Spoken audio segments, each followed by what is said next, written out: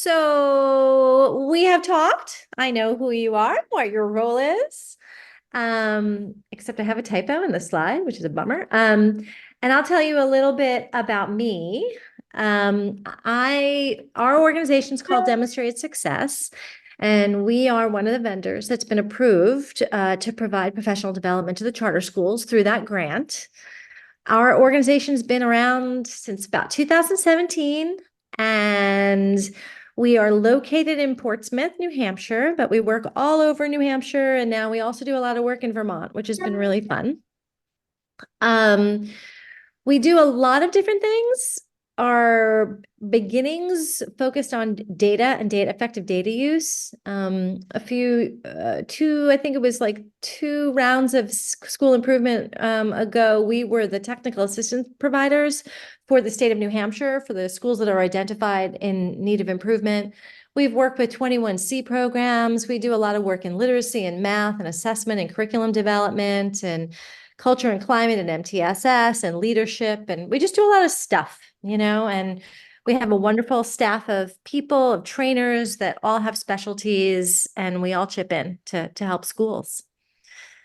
So today we are going to think about how we identify our school's highest priorities for improvement. And I had done part of this session at the charter school conference, but I've changed it up a little bit just for the timing and in case people had gone to that already to give some new resources and things. So the first thing we're going to talk about is leadership teams and that sort of structure for change and what that means. So let's you and I'm going to go through a couple of those slides, Susan. Is that okay? And then we'll talk about it. Sure. All right. So does your school have a representative leadership team? We do not. So one thing that we recommend is to put some stakeholders together, and so that everything doesn't fall on the director, right, or the AP, or for you as the business person, and you really get a group of people together that are representative leaders and can make decisions with confidence. Oftentimes, representation includes building administration, a small group of teachers, a student, if that's appropriate. And I think for you at the high school level, that would be appropriate, or a couple of students, a social emotional expert, a nurse, a parent possibly. Oh, there's Heather. And a board member. And I think that's even more important for charter schools. So, hey, Heather. You don't have to mute. We're just kind of having dialogue. We're all interactive. So hi. Okay, so that's it. And I mean, our organization thinks it's really important to have that representational team. And the way that we define that team is that they design and implement and maintain all the practices, all the structures that support the happenings at the school, right? So and I'm sure that your schools or at one point, if not a current mission and vision, right? Initially, you articulated a mission and a vision and guiding principles and core values, right? And a strategic plan. Sometimes that falls by the wayside. It would be the instructional leadership team or the leadership team that together works to revise, re-energize, restate that mission, the vision, your core ideas, and the systems that support those things in the working of the school. And then your leadership team can also advise the school on issues of safety, budget, and personnel. They can, that representational leadership team also may be a team of people that hears from the field in the school or the others in the school and brings issues to light. And we'll talk about all of this in a sec. And something that's important to think about is how decisions are made. There's advisory decisions and there's consensus decisions. And what we have found is that oftentimes decisions that I'm just going to go to the next slide. Decisions that involve safety, budget, personnel, and facilities. Oftentimes, your leadership team serves in an advisory role because ultimately it'll be the director and possibly the board that makes some of those decisions.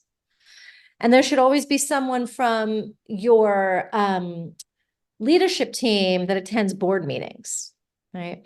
And with regard to curriculum and instruction and scheduling and professional development, those sorts of topics, we generally advise that those decisions are made through consensus. And I'm going to talk a little bit. So advisory is basically your leader sets out from the beginning the expectation that I'm going to take input from this leadership team, but ultimately the decision is going to be made with the board and myself.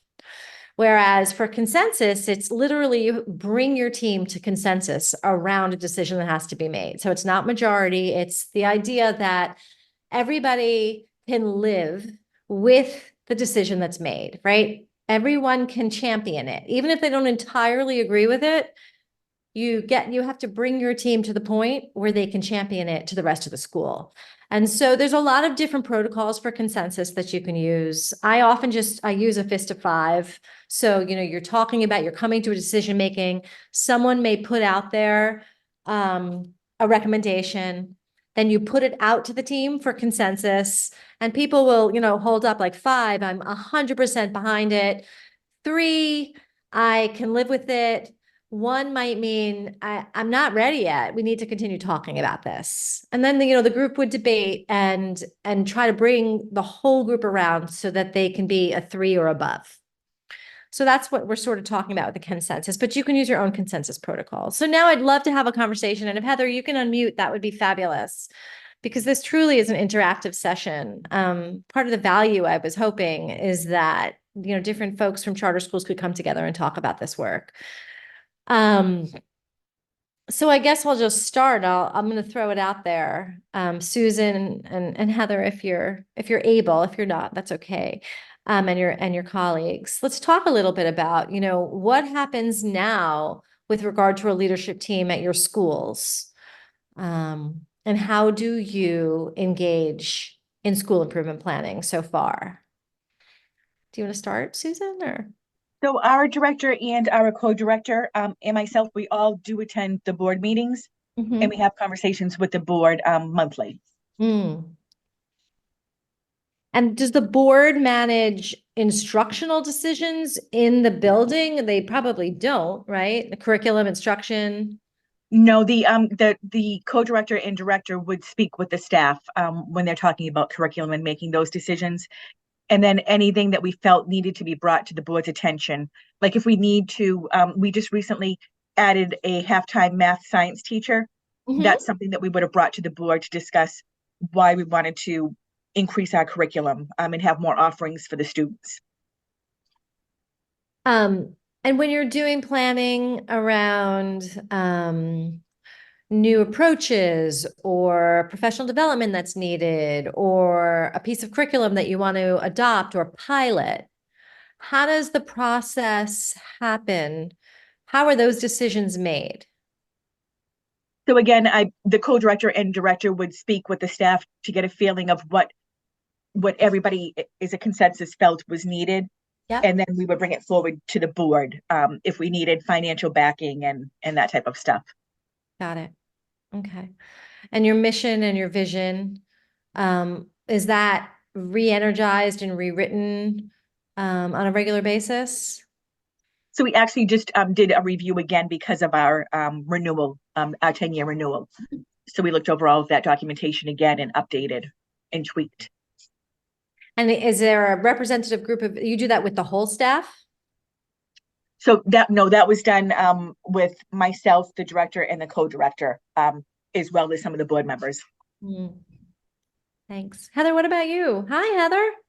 And hello. How you doing? Oh, it's been a long day. Oh, sorry.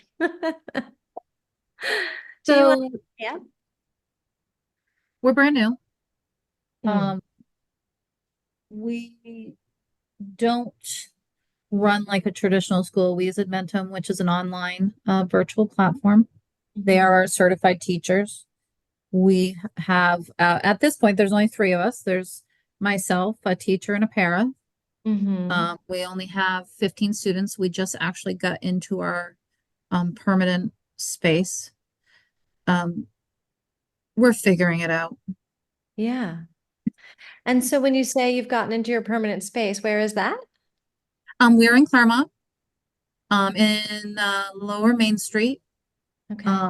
We've been doing pretty much an online schooling up until now with like almost like a drop-in if students needed the extra help.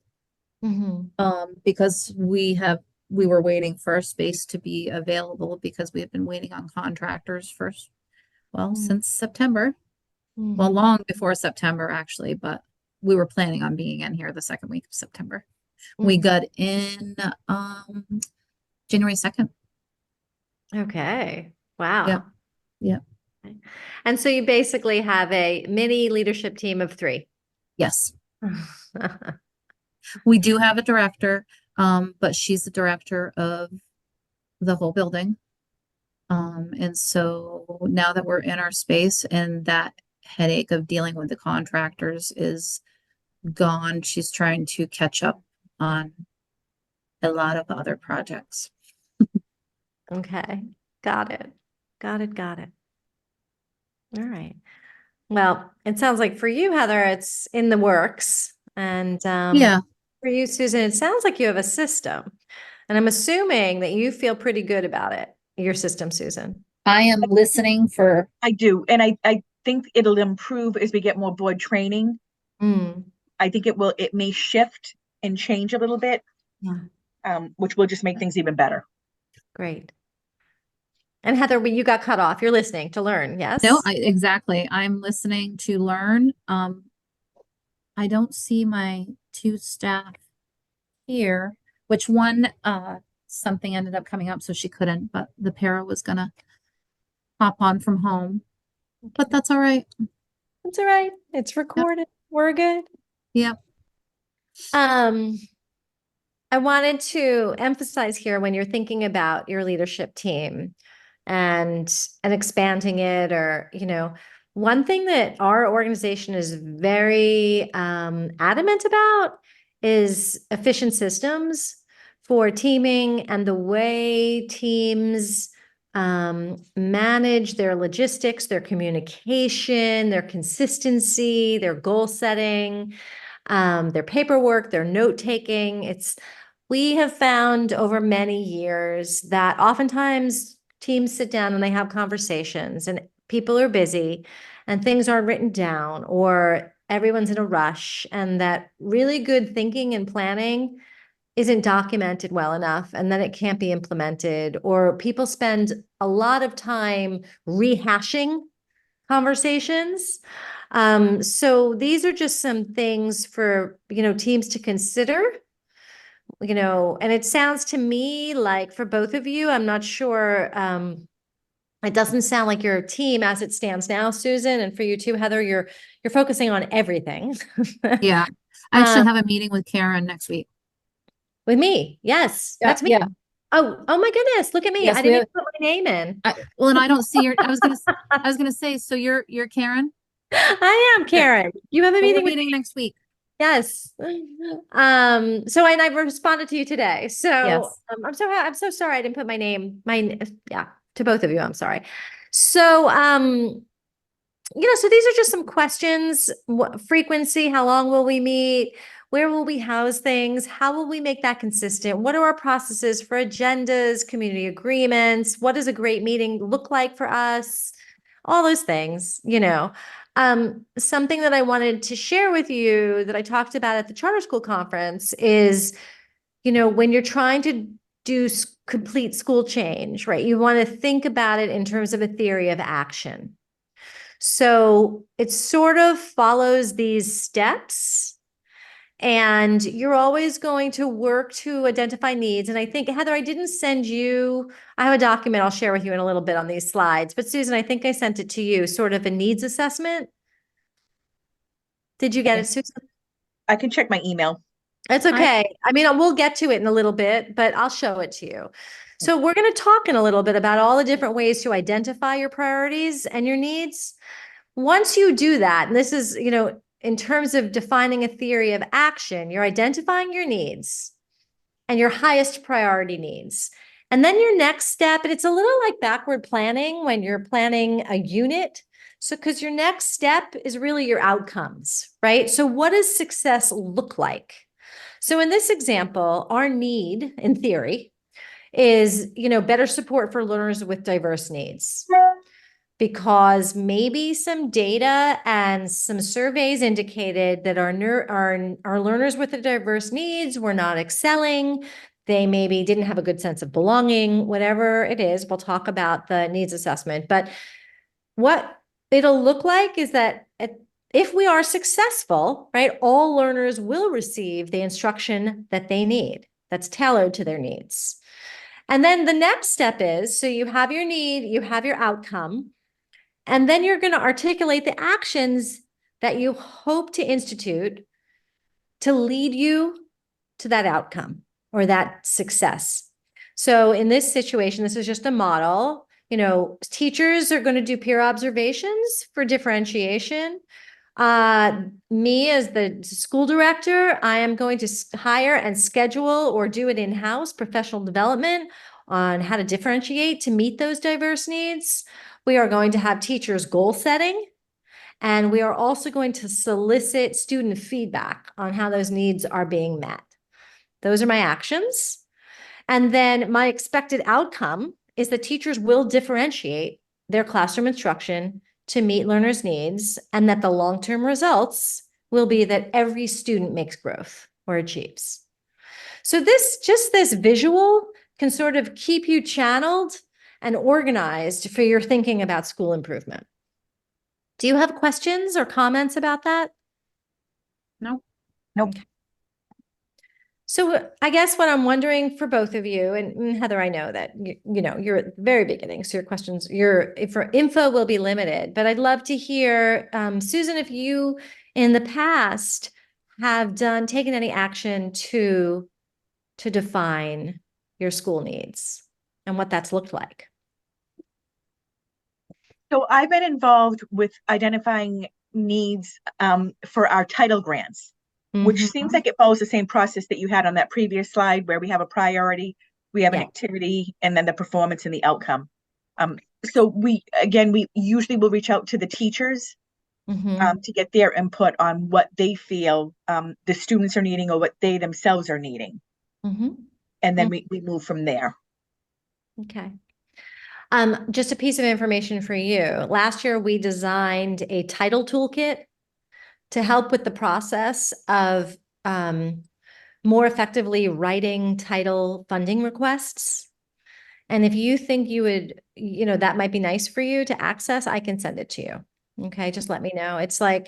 It was basically, we did a series of webinars and documentation on how to articulate your title requests and what information to include. And so anyway, let me know if you feel like you would want to access that. Yes, that would be great. Okay. So we're going to talk a little bit now about different data sources for understanding and prioritizing school needs. And there's resources in here that I've attached, but I'm going to talk in the big picture first. This is a super busy slide, but I had I just loved all the images I found, so I went for it. I'll talk about the images a little bit. But first, let's talk about achievement data. So when you're looking to define what your school needs, you probably should be looking at achievement data and trend data. So oftentimes we have folks looking at their 3 or 4 years of state assessment data. For you at the high school, it might be 3 or 4 years of SAT outcomes, 3 or 4 years of AIMSweb, not at high school, but Heather, I don't know. Heather, are you at high school too? Yes, we're 9 through 12. Okay. So for both of you, it would be, SAT data. It might be if you have NWEA or STAR or performance assessments, just trend data over time so that you can look and see the patterns of weakness for students in your classes. Now, on top of that, of course, you're going to want to look at who's sitting in front of you. So who are your students? What are their lived experiences, their backgrounds, their school experiences? You're going to look at SES, socioeconomic of in your environment. You're going to look at language needs. So learning needs, IEPs.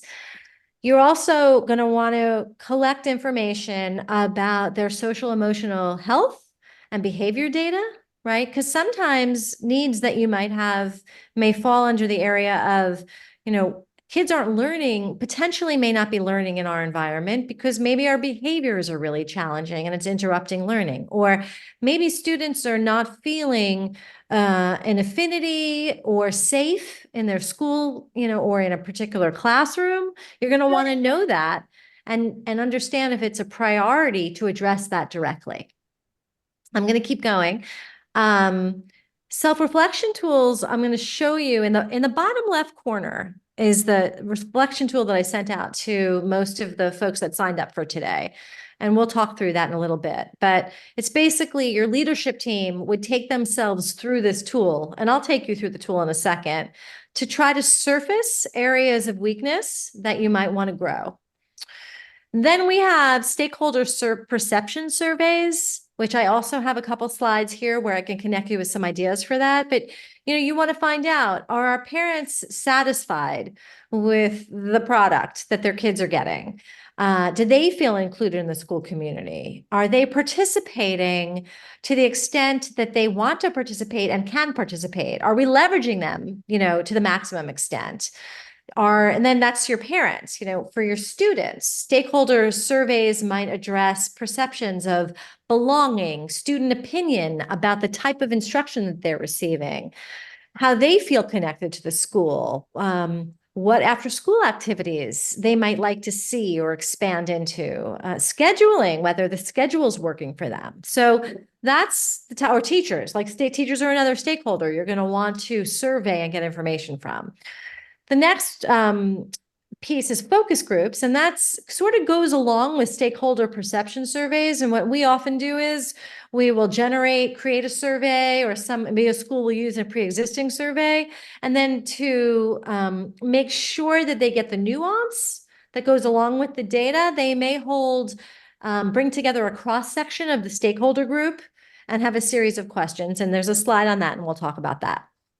The next piece we often use for gathering information about school needs is walkthroughs. And we'll talk about that. There's a slide on that. And various walkthrough templates and forms that you can create based on what you want to see in the classroom, based on your mission, based on your vision and your core values. So if you're an arts school, there's things that you are going to want to see in the classroom. You're probably going to want to see evidence of student agency.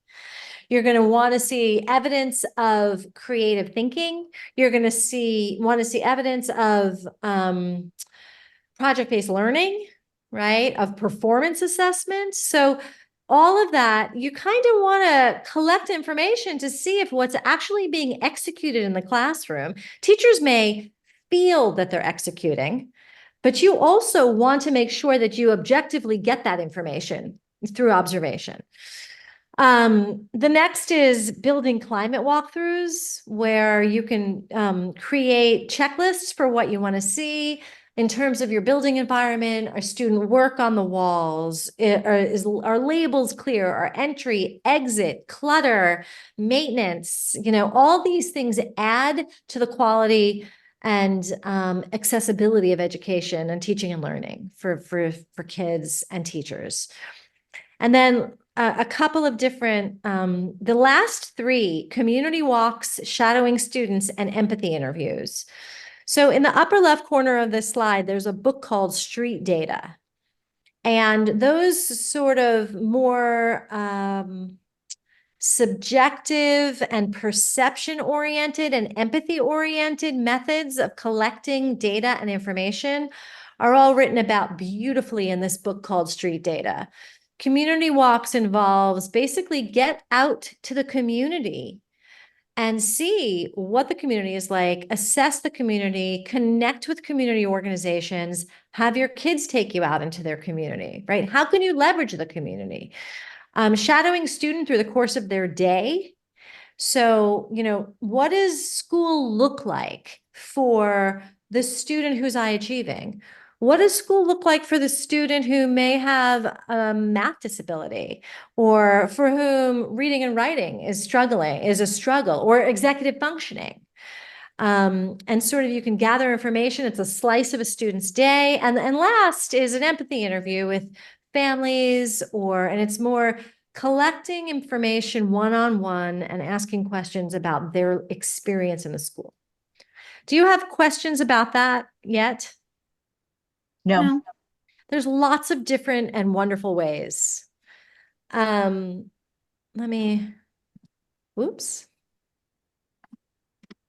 I'm going to go back one. So I wanted to just have you understand the types of questions that you might ask in a climate survey. And these are live links where it says culture, and I'll take you there in a second. Culture and climate survey for DS, which is something that we created last year. And it's actually a high school survey. So you're free to use it and download it and change it, and some other resources. But this is what I wanted to sort of show you. This data over here there's an organization called Panorama. I'm going to be perfectly frank with you. I think for small charter schools, I think it's too expensive, and I don't think you get enough bang for your buck. I think you're better off creating your own climate surveys based on, there's endless, and I'll show you, there's endless resources for creating this. So, but these are the types of questions, right? How positive or negative the energy of this school, pleasant or unpleasant. These are some of the questions from the Panorama survey around school climate. And, you might, out of 748 students, 54% of students had a positive response to that question. And that's the way Panorama reports out. Over here on our right, this is that same data. And I just wanted to show you that you can slice and dice your data by different student groups, by grade levels. And so we have here, for this was a very large public school in Vermont. And so we were able to, get representational data, although the numbers themselves I took out, that and by grade levels and by gender. And you can get really valuable information about how kids are experiencing their school. And I'm just going to show you here. Are you seeing culture and climate questionnaire? Yes. Mhm. Sometimes it's really interesting to create, and this is what this one does. You create parallel questions for students, teachers, and you can do it with parents as well, so that you can analyze your data and look at it for discrepancies. So like, for instance, a question might be, and I can go down, this is demographic data at the top, and then data about the school environment. And this is something that we developed for another school in Salem. And I should probably neutralize it, so I will do that. But there's no data in here. So about relationships, student and adult relationships, you can see here, and then student to student relationships. And it's interesting because, like, for instance, over here, this is about advisory, and we're going to find out how the students feel about their advisory teacher, right? And can I connect with that person? But at the same time, we're asking the teachers about their behavior towards students. And so we're looking at discrepancies as points of needed change. Questions around that? I Nope. wouldn't even dare ask questions right now. We just had to revamp our whole behavior plan. Heather, we're going to talk next week. It'd be great. And I just want to point out to you, if you decide to use it, I'm not going to open the other folder here, and I'm going to give you the link to these slides right in the chat. But just so you know, oh, here we go. This takes you to my personal collection of surveys that I have used over many years to create surveys for schools. All right. So I've pulled from different surveys that I have collected. All right. And if you decide to go with that route We actually have a tool that we've created through demonstrated success that the Department of Education in New Hampshire is now using for their surveys across the whole state. And if you want, we're always happy to share that with you. All right. The next piece I want to show you is academic data. I know you guys you have SAT, and these are some universal assessments over here on the left that often schools use to analyze how their students are doing. And then these are more common assessments that also can be used to inform how students are doing. So you might have classroom formative assessment, you might have common end of unit assessments, or maybe you have 3 times a year, you're using a shared writing rubric with a on-demand prompt. And if you do that over a series of years, for your 9th grade, your 10th grade, you can see patterns of achievement of how the kids are doing. And that'll give you information about, oh, we need to adjust our instruction so that kids can do better on conventions and grammar or elaboration, or right. So you want to use that data. And I want you to know in here that this is a live link and that I've attached here. Vermont has done a series of studies. We've been doing some work in Vermont, and they have put together reviews of some national assessments that tell you information about what it's good for and how valid and reliable it is. So I just want you to know that that's there for you, and that's a live link in case you're looking to adopt a new assessment for data collection. What assessments do you use, Susan, currently? So we look at the state assessments, our SAT data. We did try to purchase the NWEA software, but it is very pricey. And Yes. being a charter school, it's very difficult, to get the funding for that. Yeah, and I'm not sure that that's the biggest bang for your buck either, and we can talk about that. Okay. It's good to have a normed assessment. Like the state assessment will allow you to track yourself against the achievement of your students against similar students across the state or the country, and that is very important. But we should probably talk about some other options. Heather, you were saying that you use Edmentum. Yes. And that I wonder if that's a less expensive option than NWEA. And a lot of schools are using that. So Edmentum does have an assessment piece that you can Mhm. purchase. We were able to purchase 10 like blocks. Yeah. And so the thought behind that was some of our lower level students, we could use it to make sure that we were meeting their needs. And so we have done one assessment for them because we got it a little later. And so the plan is to do another one towards the end of February. And see. And you can compare the data for growth. Yeah. Yeah. And I mean, Edmonton, this program is not ideal. And the plan is to look and see what else is out there this summer. But the assessment piece is pretty interesting. So, Susan, you might want to price that and see if that's something that's a little more accessible.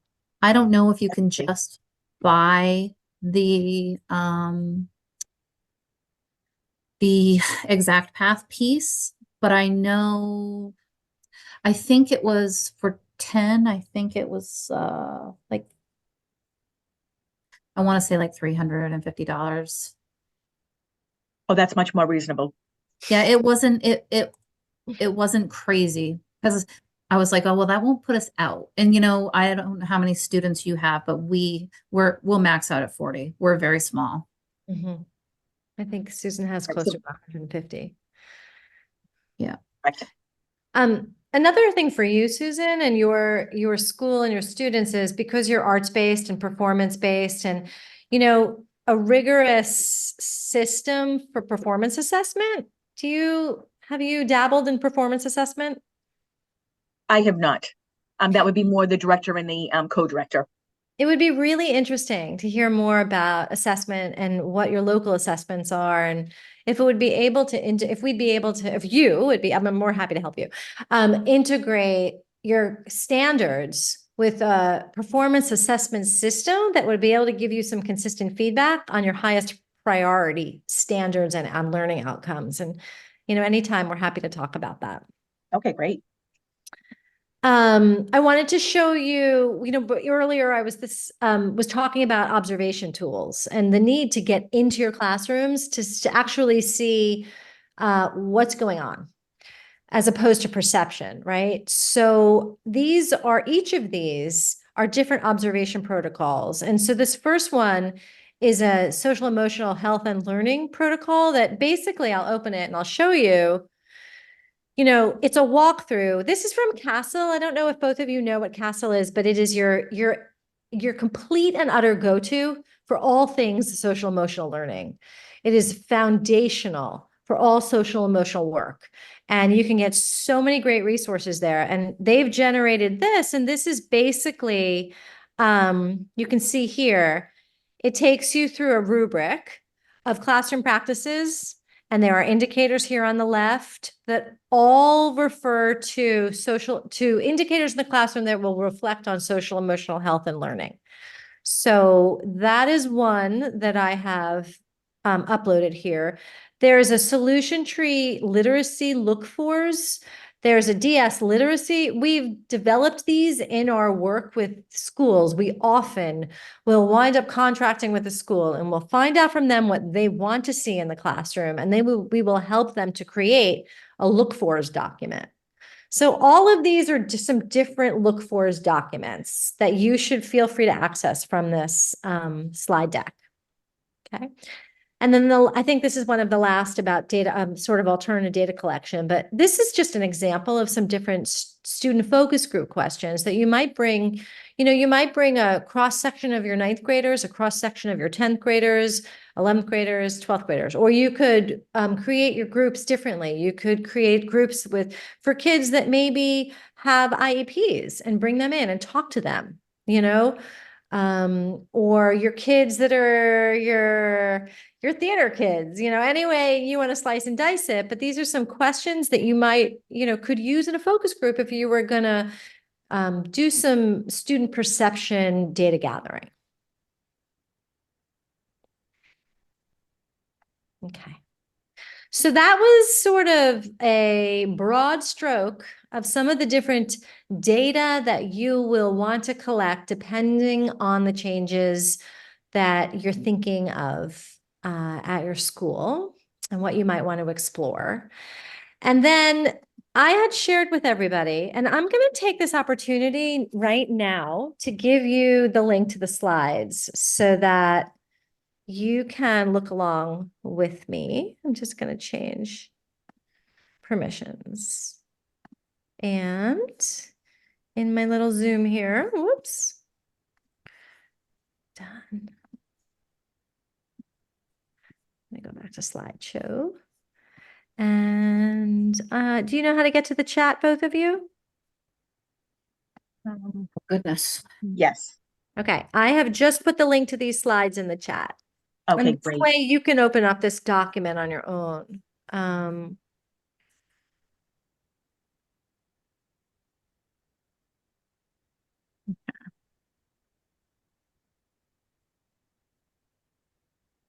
Now, I do have one question. Yeah. We struggle with our stakeholder team, trying to get people to participate.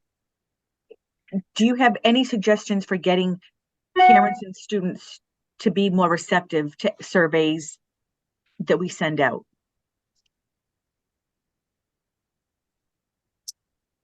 I'm trying to think about some strategies. So the students are a captive audience.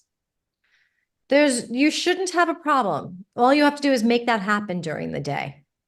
So when we've administered surveys to students in public school, like we did a huge survey initiative in Pinkerton Academy, which is, gargantuan.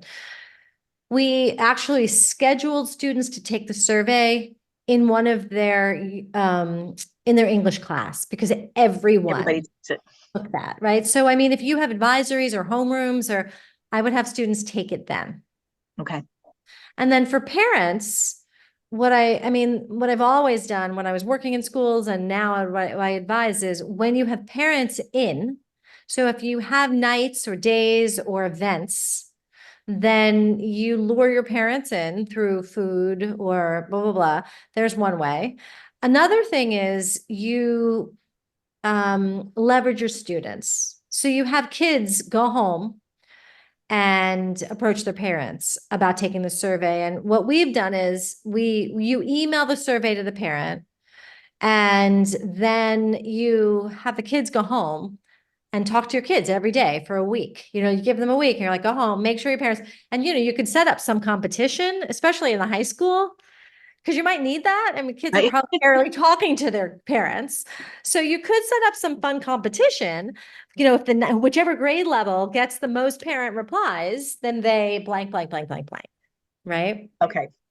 One thing I will caution you in New Hampshire is that when you survey students, there's a law that says you need parent permission if the survey is a non-academic survey. So there have been different schools that we've worked with that have handled it differently. We had worked with one district who decided that because this type of perception survey is certainly related to academic achievement, they simply decided that this was it. And they were administering it without, but unless you do that, you actually have to get permission from parents. You have to give them an opt-out option. And if you decide, depending on what you decide to do, get back in touch with me. And I have forms that we've created for other schools. And even in the tool that I'm describing that we have, those forms are in there already. The survey's in there. And if you wanted to go that route, be sure to get back in touch, because I think that we can probably make your life easier. Okay. All right. Okay. So are you in this school needs document now? Yes. So let's open it. And oops, sorry. Why is that happening?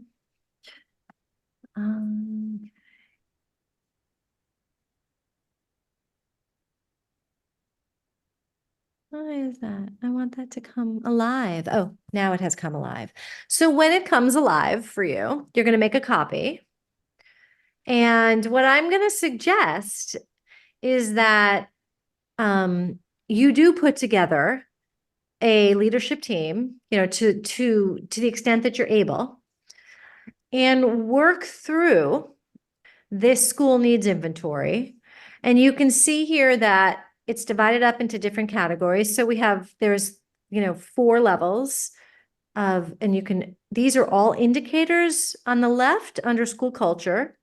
And together, what I would suggest, and this is the way we've run it in the past, your options are the following. You can either have everybody, if you have 5 people in the room, you can have everybody finish a section independently and then on their own. So, hand it out to them. And then you can have consensus conversations. And I do think that that's where the value comes in. So you can come up with a consensus rating. So if the director, the assistant director, and you, Susan, all, let's say most staff embrace the philosophy that all students are the responsibility of all school adults. Let's say you think that's a 2, your director thinks that's a 4, and your assistant director thinks that's a 3. It's a great opportunity. That discrepancy is a great opportunity for conversation. And that's when the notes, the evidence, and the needs, you'll have some really good information there. And hopefully you can bring yourselves to better understanding just through the consensus conversation. So I think that this is a really good tool as a worksheet. So you can see here that you have these different indicators under culture, and then some indicators under leadership.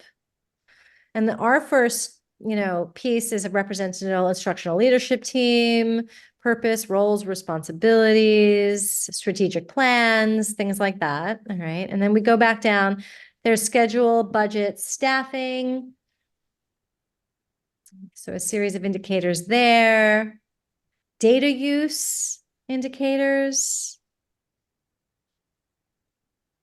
And universal classroom practices. And this speaks to what I was speaking about earlier around What are your expectations that you want to see in your specific environment that's connected to your mission, your values?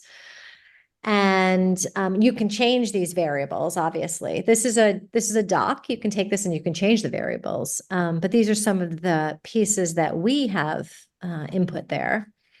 So you rate those different, and this needs inventory may be cross-checked with your classroom observations, right? To see what kinds of changes might need to be happening. Any questions around that?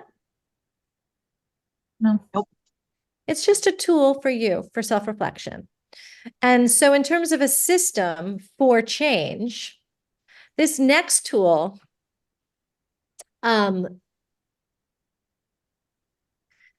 helps you to reflect back on the priorities that, and so you've done sort of your needs assessment or your walkthrough, sorry, with that previous document. And the purpose of this document is to really start to think about, okay, so we have now, let's say you're undergoing your needs assessment and you have looked at some academic data and trends, and you have, completed a climate survey, and you have filled out and you've worked through that template that we looked at the prior slide with a team. You're going to begin to think about what are our highest priorities, right? And then work through together with the team again, what is our current reality around that priority? What is it that we hope to accomplish? How will we know we have accomplished it? Whoops. And I'm just going to open up this also is make a copy. So it's yours to use once you have it. And underneath there, what do we have to provide more information? What do we need? What more information do we need? What are our resources in pursuit of this vision or this priority? And what are our barriers? Okay, so this is a sort of a next step.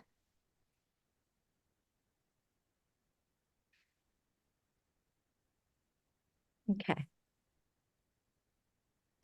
So that's pretty much the resources that I have to share with you. And do you have any questions or anything that you want to share about your process or how you think you might use some of this information? So if we put together this leadership team, Mhm. how often would that leadership team change? Like, how often should you be changing parents or students? Would you do it like every year? Well, it Or depends.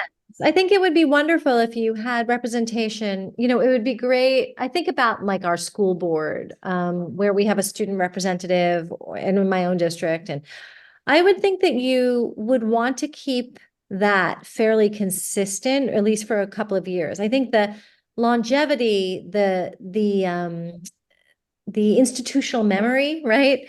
And it's funny, we were just had a workshop on Tuesday where we were talking about effective teams. And one of the things that my colleague said is that research has shown that teams work better when there is some longevity to the membership, right? Because what happens is they have institutional knowledge, they have their routines down. People tend to take on responsibilities that they assume that become easy for them. So I think to an extent, you want to keep the school-based people fairly solid. But I also would think at the same time that every couple of years, you might want to bring a new parent on or, students graduate. And I could see it being a privilege, that 11th and 12th grade students maybe a student comes on in 11th grade and stays on through 12th, and then you rotate that. okay. Yeah. What else?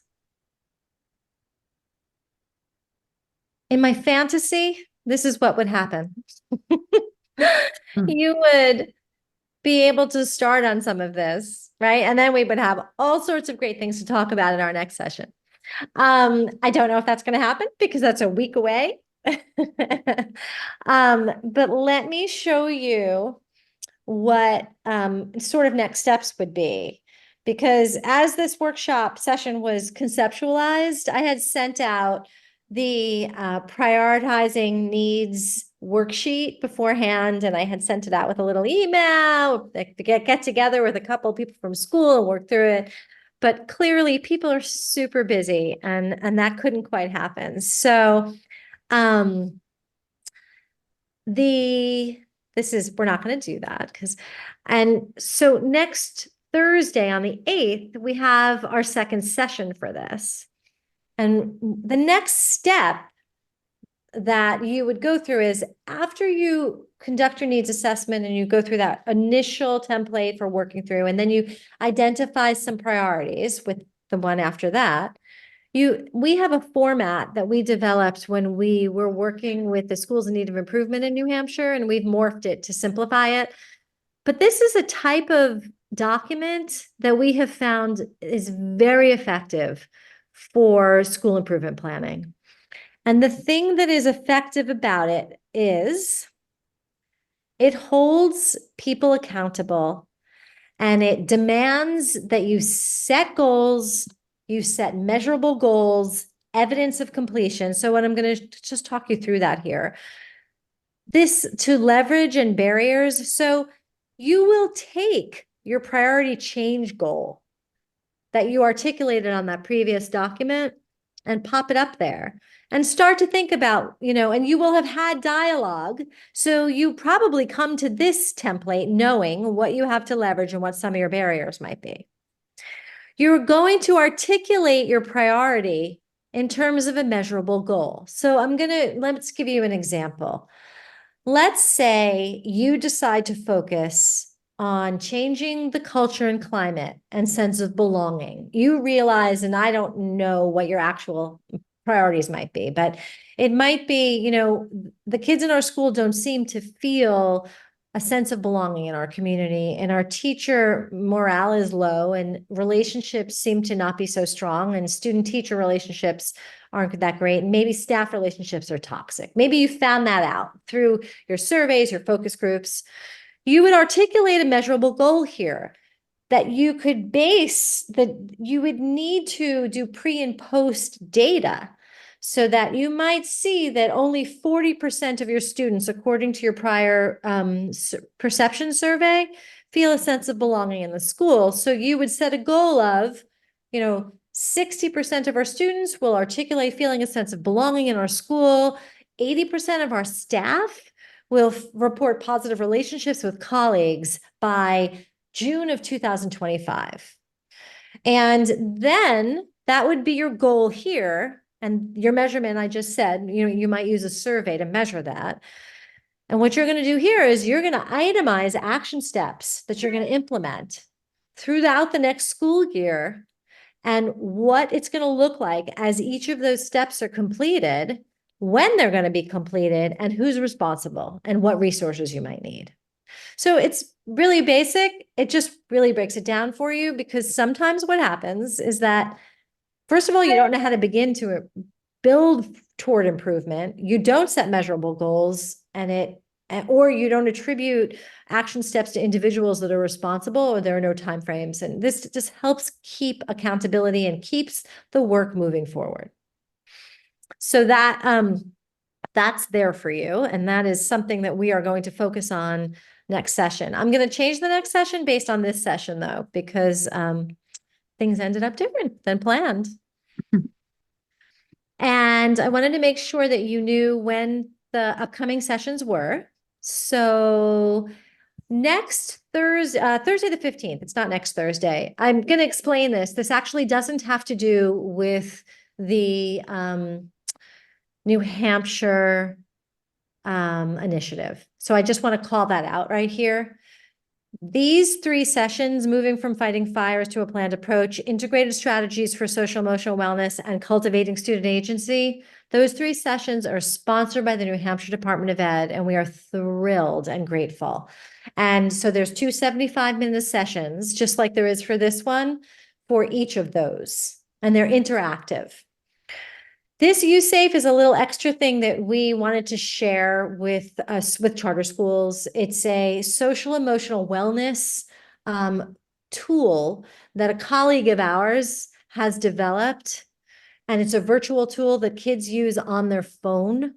And it's a very interesting tool. A friend of ours got a grant from the National Science Foundation. She works at UNH. And we just thought it would be a great thing to share with high schools in particular. And so we were just sharing it with charter schools, charter high schools. And that's on Thursday, February 15th. And if you're interested in that, just drop me a line and I'll send you the registration for that. Okay. Well, I'm that- definitely interested. Okay. Well, that didn't go because I don't think that it went out to the charter schools in the same way as the New Hampshire state supported. Okay. So I'll send you that. Okay, great. Thank you. Yeah, if you could send it to me too, that'd be terrific. Great, Heather. Thank you. I'm happy about that. So this is me. And I definitely think that you should contact me if you need anything for any of this. Okay. Take good care. Bye. Bye.